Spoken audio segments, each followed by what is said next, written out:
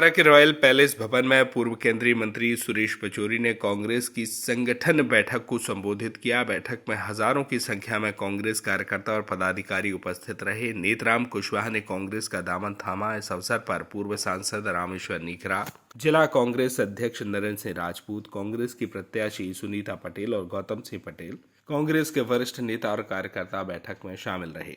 सुरेश पचौरी ने कमलनाथ के वचन पत्र को दोहराया। किसानों को गेहूं का समर्थन मूल्य 2600 रुपये प्रति क्विंटल और धान का समर्थन मूल्य 2500 रुपये प्रति क्विंटल दिया जाएगा। किसानों को 5 हॉर्स पावर कनेक्शन का बिजली मुफ्त दी जाएगी। दुग्ध संघ द्वारा दूध पर 5 रुपये प्रति लीटर बोनस देंगे। पुरानी पेंशन योजना ओपीएस बहाल करेंगे। पिछड़ों को 27% आरक्षण देंगे। जातिगत जनगणना कराई जाएगी। महिलाओं को नारी सम्मान योजना के तहत 1500 रुपये प्रति माह दिए जाएंगे। 500 रुपये में रसोई गैस सिलेंडर उपलब्ध कराए जाएंगे।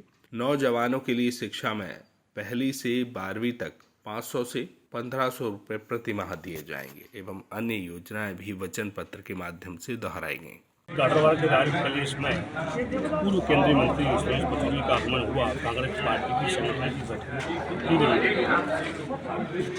कांग्रेस पार्टी आज सुरेश पचौरी ने कांग्रेस पार्टी की बैठक की।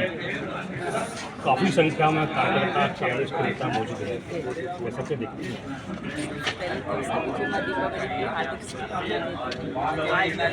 सारे वरिष्ठ लोग, मंडल सेक्टर, सभी कार्यकर्ता लोग आए। उनको सम्मान्य हमारे पचौरी ने संबोधित किया, मार्गदर्शन किया। इसलिए आपके सामने सांसद राव प्रताप जी, भाजपा के नेता गौतम सिंह पटेल जी ने भी भाजपा का दामन छोड़कर कांग्रेस पार्टी में थाम लिया है। कैसे का प्रभाव देखते हैं? तो आप बता सकते हैं। मुझे तो बहुत अच्छा लग रहा है। बहुत अच्छे से हमारा चुनाव सभी लोग हम लोग मिलजुल कर लड़ रहे हैं। और रही सांसद की बात, तो जनता भी देख रही है कि सांसद के कार्यकाल में और विधायक के कार्यकाल में बहुत बड़ा अंतर है। उनका 15 साल का कार्यकाल है, मेरा 5 साल का कार्यकाल। जनता काम का मूल्यांकन करेगी और एक स्थानीय और बाहरी प्रत्याशी का भी मूल्यांकन करेगी। जनता को इसका निर्णय जनता लेगी। इसमें कांग्रेस संगठन की बैठक का आयोजन हुआ। सुरेश पचौरी जी आए, मेरे साथ पूर्व सांसद रामेश्वर नीखरा जी हैं। सुरेश पचौरी जी आए, कांग्रेस की बैठक हुई। बैठक हुई, बहुत शानदार बैठक हुई, बहुत अच्छी बैठक हुई। ये विधानसभा क्षेत्र कांग्रेस जीत रही है, बहुत अच्छे से जीत रही है। नरसिंहपुर जिले में कितनी सीटें आ रही हैं? अब ये तो मैं नहीं कह सकता हूँ कितनी आ रही हैं, पर ये गाडरवाल विधानसभा क्षेत्र जीत रही है। यहाँ संजय शर्मा की जीत रही है। नरसिंहपुर की फंसी हुई है, गोटे गांव की फंसी हुई है। तो गोटे गांव में निर्दलीय प्रत्याशी खड़े हो गए हैं, इसीलिए फंसी है, बाकी निकल जाएंगी। प्रदेश में कितनी सीटें आने की संभावना मेरा है? अंदाज है भाई 135 से ज़्यादा रहेगी, क्योंकि इनके पास में ये जवाब नहीं है।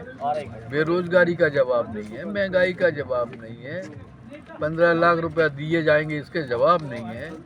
किसानों की आय दुगनी की जाएगी, वो आय तो दुगनी नहीं हुई, उसकी कीमत चौगनी हो गई। जीएसटी लगा दिया हर चीज़ पर, तो इसलिए इनके पास कोई जवाब नहीं है। हो जवाब तो किसी से ले लेना। इसलिए महंगाई को नहीं रोक पाए हम, इसलिए हमने किसानों को जीएसटी लगा करके उनकी कीमत बढ़ा दी। आज कितना बड़ा फ़ायदा है। कमलनाथ ने जो वायदा किया है कि गेहूं पर हम 2600 रुपये देंगे, इसका मतलब क्या हुआ? 1 एकड़ में 20 एकड़ गेहूं हो रहा है, 20 कुंटल हो रहा है, 10,000 रुपये मिलेगा सीधा सीधा। धान जो है उस पर ही बोनस मिलेगा 500 रुपया का।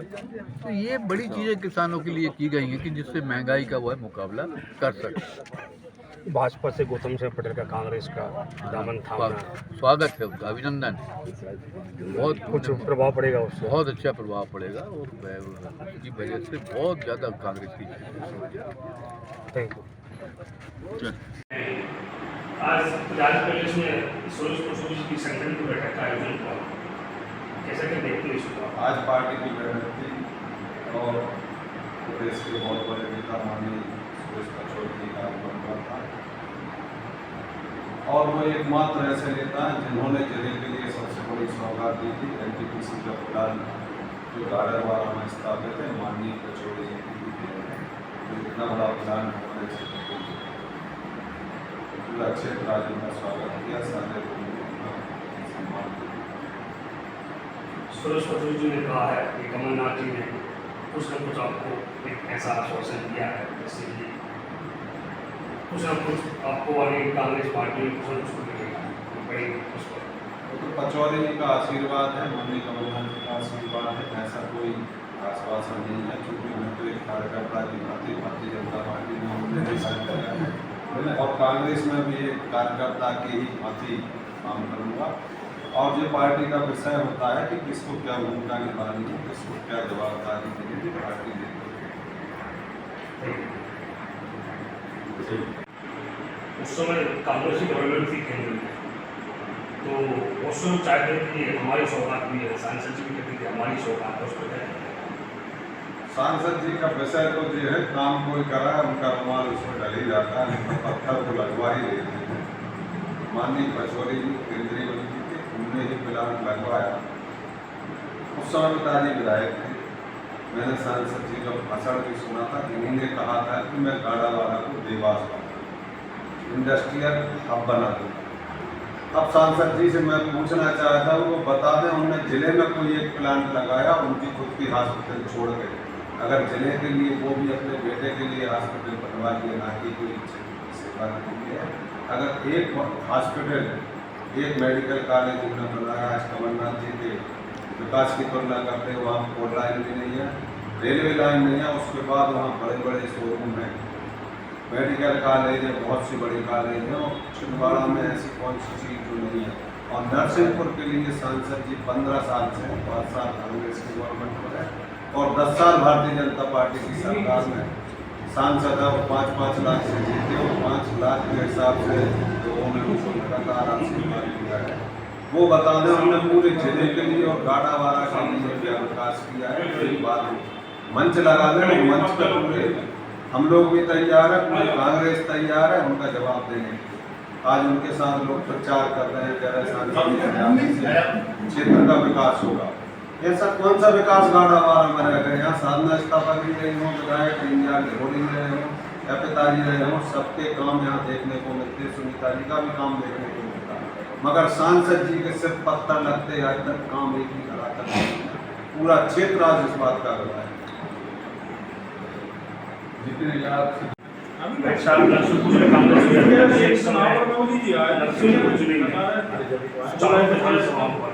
कैसे क्या देखते हैं आप? वर्तमान में आप देखते हैं कांग्रेस की लहर जैसे माहौल बना गाड़ावाड़ा में नरसिंहपुर में करके बड़ा हम निश्चित ही चारों विधानसभा की बात कीजिए, क्योंकि 3 विधानसभा में पहले भी हमारी कांग्रेस का छोटे थी, चौथी में हमारे नरसिंहपुर में बात छोटे गाँव विधानसभा से मुकाबला की संभावना है।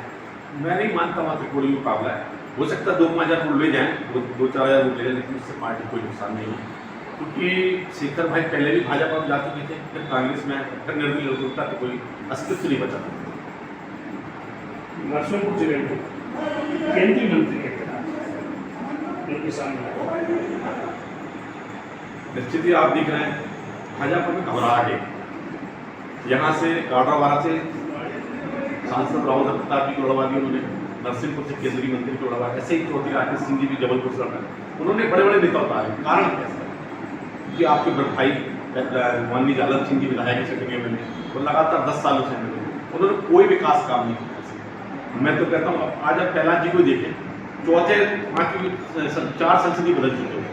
आप देखें बालाघाट में लड़े, सिवनी में लड़े, दमोह में लड़े, छिंदवाड़ा में हार करा के, अब नरसिंहपुर मारी है। निश्चित नरसिंहपुर में हार को देखना पड़ेगा।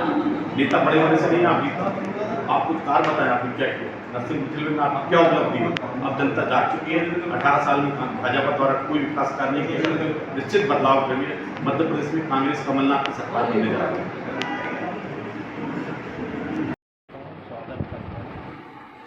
बहुत अल्प समय की सूचना पर आपका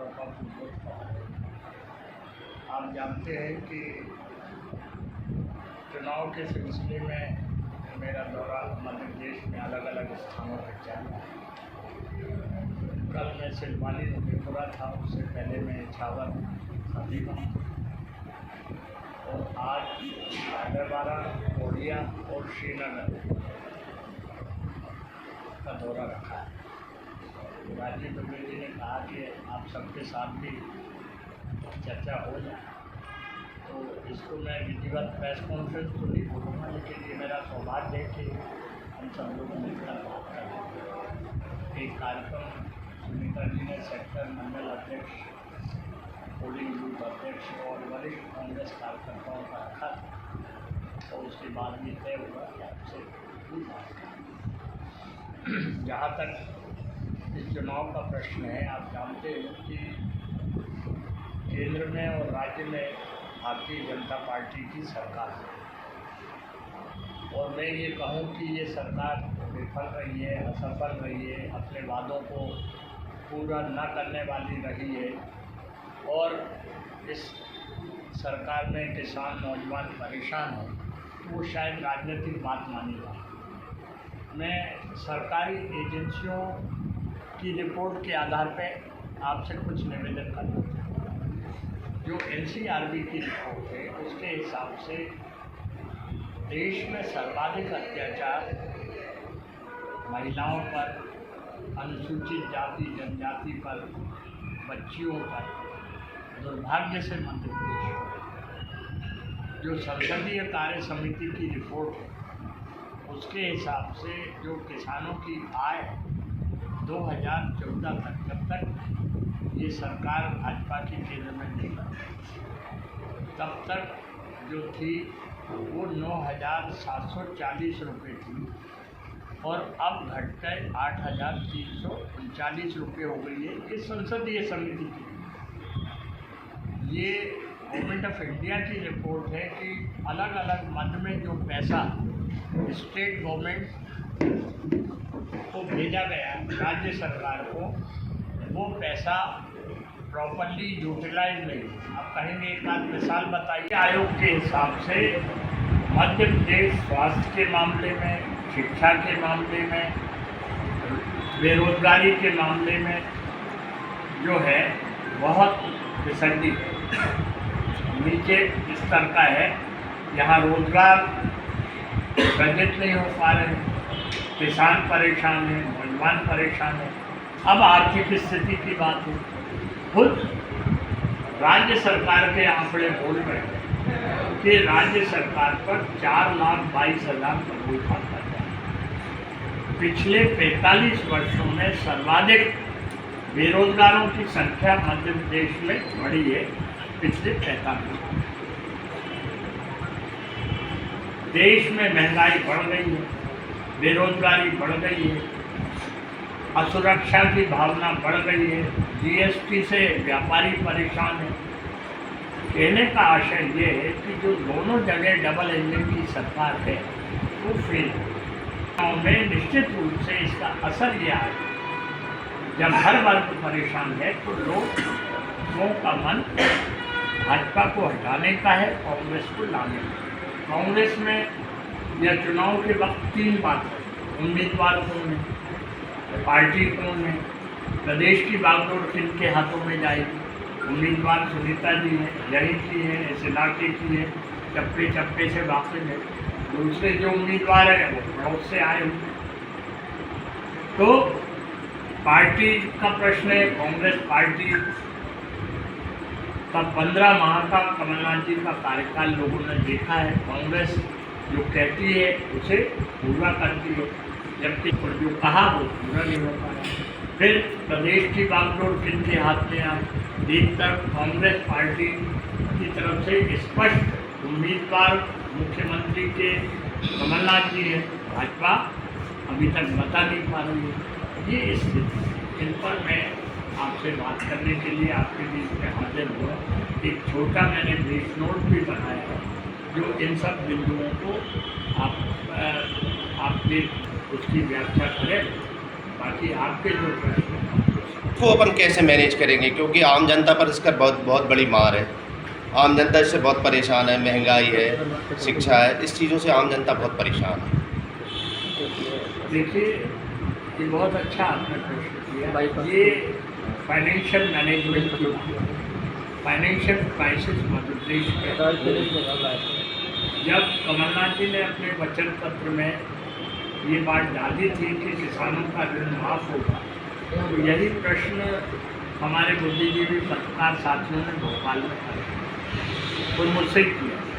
तो मैंने ये कहा था कि कमलनाथ जी इतने अनुभवी नेता हैं कि अगर वो कह रहे हैं कि किसानों का ऋण माफ़ होगा तो उन्होंने फाइनेंशियल इम्प्लीकेशन इसके देख लिए होंगे कि अरेंजमेंट कहाँ से करें।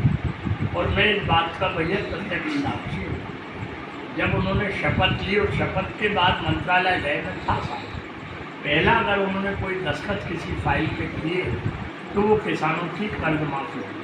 उसके बाद फिर हम लोग बैठे तो मैंने बोले देखो मामला तो जटिल है, लेकिन अपन नेशनल बैंक के जो चेयरमैन हैं, कोऑपरेटिव जिनके हाथ में है, जो दूसरे बैंक चेयरमैन हैं, दूसरी फाइनेंशियल इंस्टीट्यूशन है, उनसे कहेंगे कि कुछ मदद इसमें करो ताकि कल दूसरी किस्त में आए 1 लाख का। लेकिन ये जो प्रोजेक्ट बनाएंगे उसमें करोड़ों रुपए खर्च हो रहा है, वो प्रोजेक्ट के लिए स्टेट गवर्नमेंट नहीं देगी।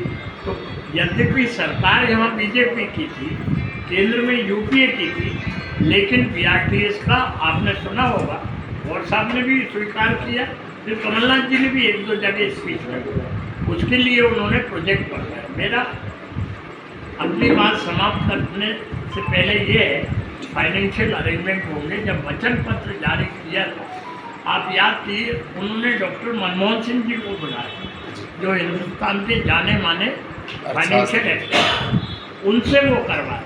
और करने से पहले मनमोहन सिंह जी ने पूरा देखा, फाइनेंशियल इम्प्लीकेशन चेक करा, फिर चिदम्बरम जी से बात की, फिर इन्होंने ने कहा हाँ ये वादे किए जा सकते हैं, ये वादे नहीं किए जा सकते। जैसे किसानों को उनका मूल्य अपन ने कहा है कि 2500 और 2600 धान का करें, मांग क्या आ रही थी 3000, लेकिन उनका नहीं, ये फिर फाइनेंशियल इम्प्लीकेशन। बात आई 500 गैस सिलेंडर, किसी ने कहा 450 कर दो, उनका नहीं, फाइनेंशियल इम्प्लीकेशन।